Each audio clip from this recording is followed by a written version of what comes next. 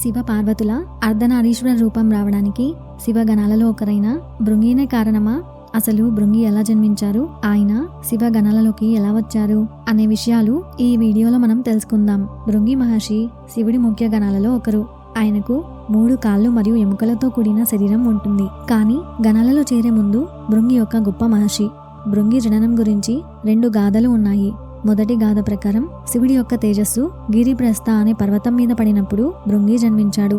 రెండవ గాథ ప్రకారం భృంగి ఒక దుష్ట రాక్షసుడైన అంధకాసురుడు చివరికి తన తప్పును తెలుసుకొని శివుడి భక్తుడై భృంగి అనే పేరుతో పిలువబడతాడు. శివుడిపై ఆయన భక్తి అపారమైనది అని అనేక శాస్త్రాల్లో భృంగి భక్తిని ప్రశంసించారు. అయితే శివుడిని పూజించేటప్పుడు పార్వతీదేవిని అసలు పట్టించుకునేవాడు కాదు. పార్వతి కూడా శివుడిలో సగభాగమే అని ఆయన గ్రహించలేకపోతాడు. భృంగి కథ శివుడు మరియు పార్వతి ఒకటే అని, వారిని ఎవరూ విడదీయలేరని చెప్తుంది. భృంగి ఒకసారి కొంతమంది మహర్షులతో కలిసి కైలాసానికి వెళ్తాడు. అక్కడ అందరూ శివుడికి పార్వతీదేవికి నమస్కరిస్తారు. కానీ భృంగి మాత్రం శివుడికే నమస్కరించి పార్వతీదేవిని పట్టించుకోడు. దీంతో కోపం వచ్చిన పార్వతీదేవి భృంగికి ఎలాగైనా మేము వేరువేరు కాదు, మేము ఇద్దరం ఒకటే అని తెలియజేయాలి అని నిర్ణయించుకుంటుంది. మరోసారి మళ్ళీ భృంగి కైలాసానికి వచ్చినప్పుడు పార్వతీదేవి శివుడి ఒడిలో కూర్చుంటుంది. అప్పుడు భృంగి శివుడి చుట్టూ తిరగాలని అనుకుంటాడు. కానీ పార్వతీదేవి ఉన్నందున ఆయనకు తిరగడం కష్టమవుతుంది. దీంతో ఆయన పక్షి రూపం దాల్చి శివుడి తల చుట్టూ మాత్రమే తిరుగుతాడు. ఆ తర్వాత ఆయన కైలాసాన్ని వదిలి వెళ్ళిపోతాడు. అలా భృంగి శివుడికి గొప్ప భక్తుడు.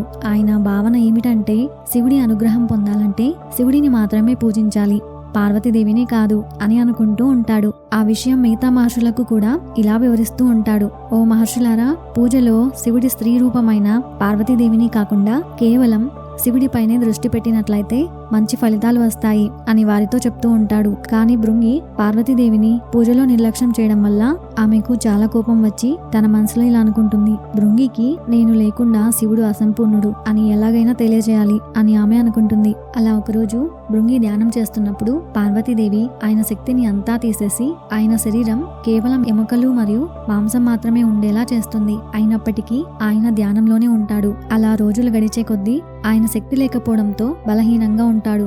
అలా చివరికి కదలడానికి కూడా కష్టంగా ఉండేంత బలహీనపడతాడు. కానీ అతని మనసు మాత్రం అలాగే శివుడిని గురించే ధ్యానం చేస్తూనే ఉంటాడు. చివరికి శివుడు భృంగి ముందుకు వస్తాడు. అప్పుడు శివుడు భృంగితో ఇలా అంటాడు, ఇంత బలహీనమైన శరీరంతో ఉన్నా కూడా నువ్వు చూపించిన భక్తి నన్ను ఆనందపరిచింది అని శివుడు భృంగితో చెప్పి ఆయన కదలలేకపోవడంతో ఆయనకు 3వ కాలుగా ఉపయోగపడే ఒక కర్రను ఇస్తాడు. అప్పుడు భృంగి మరింత భక్తితో శివుడిని పూజిస్తూ ఉంటాడు. అలా శారీరక సమస్యలు ఉన్నప్పటికీ భృంగి ధ్యానం కొనసాగించడం చూసి పార్వతీదేవి ఎంతో ఆశ్చర్యపోతుంది. అప్పుడు పార్వతీదేవి ఇలా అనుకుంటుంది, ఎలాగైతే శివుడు ముఖ్యమో అలాగే ఆయన స్త్రీ శక్తి కూడా ముఖ్యమని భృంగికి ఎలా తెలియజేయాలి అని ఆమె ఆలోచించి శివుడిని ఇలా అడుగుతుంది. భృంగి మహర్షి, మీపై చూపించిన భక్తి చూసి నేను ముగ్ధురాలిని అయ్యాను.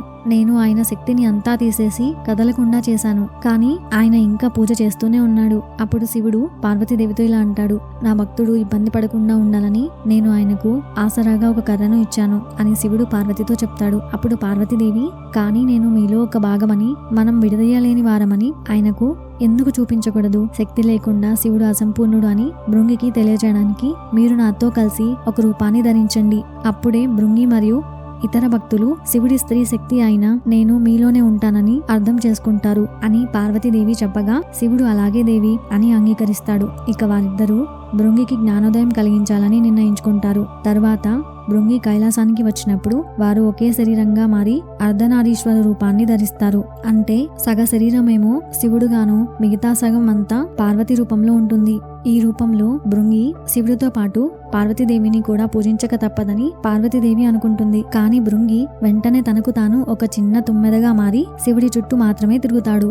దీంతో పార్వతి కోపంగా, నేను మరియు శివుడు ఒకటే, మీరు కేవలం శివుడిని మాత్రమే పూజిస్తే మీలో శక్తి ఉండదు, కాబట్టి నేను మీ శక్తిని తీసేస్తాను అని భృంగితో చెప్పి వెంటనే భృంగి యొక్క శరీరం కేవలం ఎముకలతో కూడిన శరీరంగా మార్చేస్తుంది. అలా చివరికి భృంగి మహర్షి శివుడు మరియు శక్తి ఒకటే అని గ్రహిస్తాడు. తన తప్పుకు పార్వతీదేవి మరియు శివుడికి క్షమాపణలు చెప్తాడు. శివుడి గొప్ప భక్తుడు అయిన భృంగి ఎముకలతో కూడిన శరీరంగా మారడం చూసి శివుడు చాలా బాధపడతాడు. ఆయన భక్తికి సంతోషించి భృంగిని తన గణాలలో చేర్చుకుంటాడు. దానికి సంతోషించిన భృంగి శివుడు మరియు పార్వతీదేవిని స్తుతిస్తూ ఆనందంగా నృత్యం చేయడం ప్రారంభిస్తాడు. భృంగి మహర్షికి 3 కాళ్ళు, పదునైన గడ్డం మరియు ఎముకలతో కూడిన శరీరంతో చిత్రీకరించారు. కొన్నిసార్లు భృంగి మహర్షిని 4 చేతులతో చిత్రీకరించారు. పై చేతులలో త్రిశూలం మరియు డమరువు పట్టుకొని మిగిలిన 2 చేతులు నృత్యం చేసేలా పైకి ఎత్తి ఉంటాయి. కొన్ని శిల్పాలలో భృంగి మహర్షికి 3 చేతులు మరియు 3 కాళ్ళు ఉంటాయి. నృత్యం చేసేటప్పుడు